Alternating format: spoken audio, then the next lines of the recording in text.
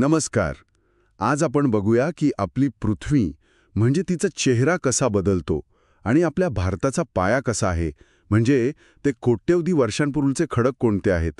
त्यासाठी आपल्याकडे भूगर्भशास्त्र आणि भारताच्या भूविज्ञानावर आधारित काही अभ्यासपूर्ण लेख आहेत.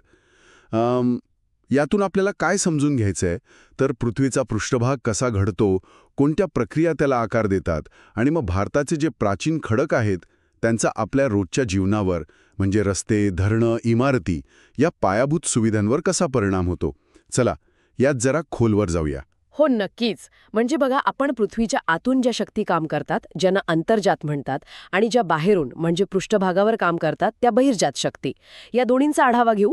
आणि मग भारताचे जे महत्त्वाचे अब्जावधी वर्ष जुने खडक आहेत त्यांची ओळख करून घेऊ आणि त्यांचं अभियांत्रिकी महत्त्व काय हे पण बघू. उत्तम. सुरुवात मग भूआकृतीशास्त्राने करूया. म्हणजे पृथ्वीचा पृष्ठभाग कसा घडतो यात मला वाटतं 2 प्रकारच्या शक्ती असतात, बरोबर? अगदी बरोबर. एक आहेत अंतर्जात शक्ती, म्हणजे पृथ्वीच्या पोटातून येणाऱ्या भूकंप, ज्वालामुखी, मोठे मोठे पर्वत निर्माण होतात ना, ते यामुळे. आणि दुसरी म्हणजे बहिर्जात शक्ती, म्हणजे पृष्ठभागावर काम करणाऱ्या वारा, पाणी, हिमनदी, गुरुत्वाकर्षण पण. ह्या काय करतात तर मुख्यत्वे झीज करतात किंवा मग गाळ साठवतात. अच्छा. म्हणजे नदी जी डोंगरातून खाली येते ती फक्त पाणी नाही वाहत, तर हो, अगदी. ती जमीनही कोरत असते. म्हणजे बघा, नदीची 3 मुख्य कामं आहेत. एक म्हणजे झीज करणं, दुसरं तो झिजलेला भाग वाहून नेणं म्हणजे वहन, आणि तिसरं जिथे वेग कमी होईल तिथे साठवणं म्हणजे संचयन. यामुळे काय होतं, डोंगरातून वेगाने वाहताना ती अशी इंग्रजी व्ही अक्षरासारखी खोल दरी तयार करते. मग सपाट प्रदेशात आली की तिचा वेग कमी होतो. मग ती अशी नागबोडी वळणं घेत वाहते. पुराच्या वेळी काठांवर गाळ साठतो, ती झाली पूर मैदानं. आणि समुद्राला मिळायच्या आधी तयार होतो तो त्रिभुज प्रदेश म्हणजे डेल्टा. आणि ते नालाकृती सरोवर पण. आणि वाळवंटी प्रदेशात तिकडे तर वाऱ्याचंच राज्य असणार. नक्कीच. तिकडे वाऱ्यामुळे खूप भूरूप तयार होतात. वारा जमीन पोखरून वातगर्त तयार करतो किंवा मग दगडाला खालून जास्त कोरून छत्रीसारखा आकार देतो. त्याला भूछत्र खडक म्हणतात. आणि वाळूचे डोंगर ते तर वाऱ्यानेच तयार केलेले, निरनिराळ्या आकाराचे, चंद्रकोरीसारखे बारखान असतात. एवढंच नाही, वारा जी बारीक माती दुरून आणतो त्याने सुपीक मैदानं बनतात, लोयस म्हणतात त्याला. म्हणजे वारा आणि पाणी हे तर पृथ्वीवरचे खरे शिल्पकार झाले. हिमनदीचं काम पण असंच काहीसं असतं का? हो, पण तिची पद्धत थोडी वेगळी. हिमनदी म्हणजे बर्फाची नदी. ती प्रचंड वजनाने आणि घर्षणाने जमीन खरवडून काढते. त्यामुळे काय होतं, इंग्रजी यू अक्षरासारख्या रुंद दऱ्या तयार होतात. डोंगरावर आरामखुर्चीसारखे खळगे बनतात, ते हिमगवर. किंवा एकदम धारदार कडा, त्याला तीक्ष्ण कटक म्हणतात. आणि टोकदार शिखरं, शृंग. आणि जेव्हा ते बर्फ वितळतं तेव्हा तिने आणलेला दगड मातीचा गाळ तसाच राहतो. त्याला हिमोड म्हणतात. बरं. तर ह्या झाल्या पृथ्वीचा चेहरा बदलणाऱ्या आजच्या शक्ती. बरोबर. पण आपल्या भारताचा जो पाया आहे तो कसा रचला गेला? म्हणजे त्यासाठी आपल्याला कोट्यावधी वर्षांचा खडकांचा इतिहास बघावा लागेल, नाही का? अगदी अगदी बरोबर. आणि हा इतिहास आपल्याला खडकांच्या थरांच्या अभ्यासातून कळतो. स्ट्रॅटिग्राफी म्हणतात त्याला. यात एक अगदी साधा महत्वाचा नियम आहे, अधस्तरीकरणाचा नियम. म्हणजे काय तर जसं आपण पुस्तकं एकावर एक ठेवतो, खालचं पुस्तक आधी ठेवलेलं असतं, तसंच खडकांमध्ये खालचा थर जुना, वरचा नवीन. सोपं हे समजायला.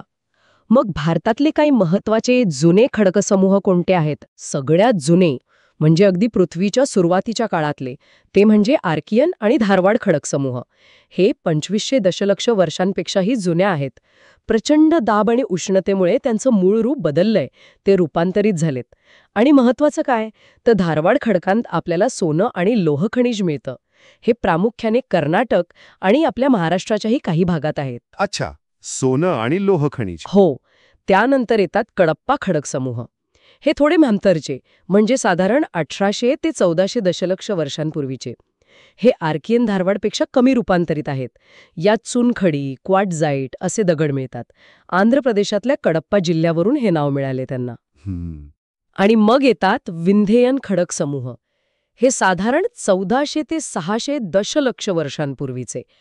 हे खडक विशेष आहेत कारण ते बऱ्यापैकी सपाट थरांमध्ये आढळतात आणि त्यांचं रूपांतरण फारसं झालेलं नाही.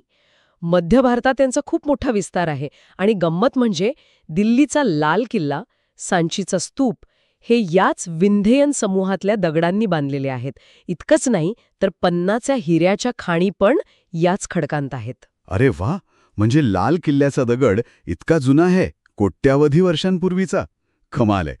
यानंतर कोणता महत्वाचा समूह? यानंतर येतो गोंडवाना खडक समूह. हा तुलनेने नवीन म्हणजे सुमारे 299 ते 66 दशलक्ष वर्षांपूर्वीचा. हे खडक कसे बनले तर त्या काळातल्या नद्या आणि सरोवरांमध्ये जो गाळ साचला त्यापासून.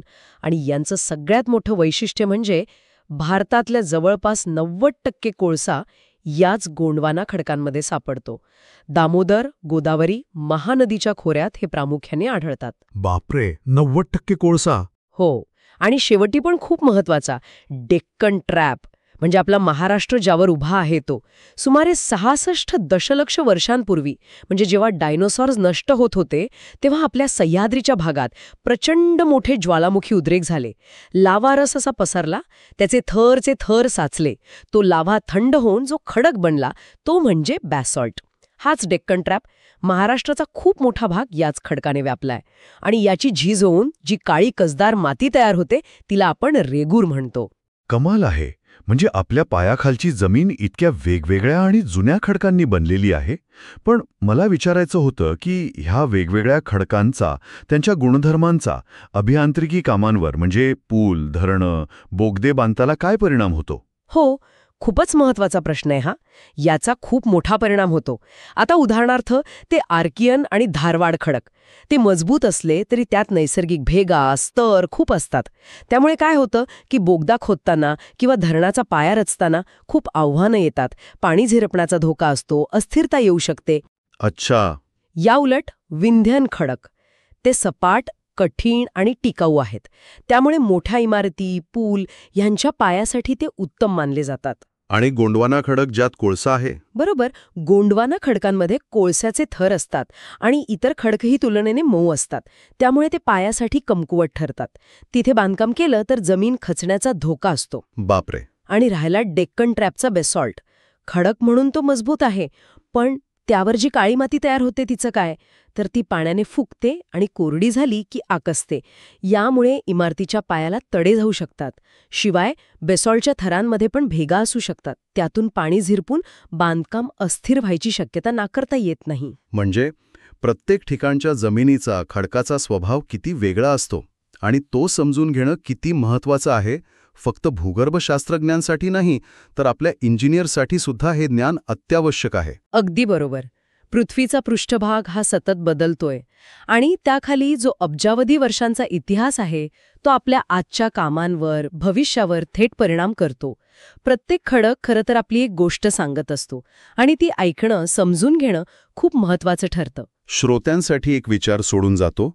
आपल्या आजूबाजूला जे डोंगर दिसतात किंवा माती दिसते किंवा अगदी आपल्या घरात, इमारतीत वापरलेले दगड असतील, ते यातल्या कोणत्या प्रकारचे असतील आणि त्याचा आपल्या परिसरातील बांधकामांवर कधी काही परिणाम जाणवला आहे का?